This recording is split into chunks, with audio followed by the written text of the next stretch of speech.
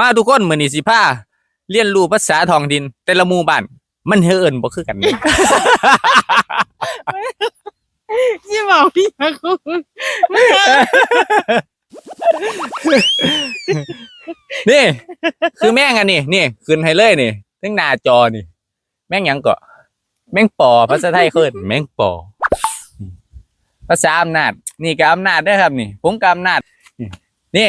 แม่งอันนี้ภาษาอำนาจหัวตะพานเขาเอิ้นหยัง แมงกะบี้ อะ แมงกะบี้ แม่งกะบี้พี่น้องแม่งกะบี้ แม่งกะบี้ บ้านเจ้าเด้อเอิ้นแม่งหยัง บ้านข่อย บ้านข่อยเอิ้นแม่งกะโซ อยากแต่อยากว่ากูบ้านคอยยี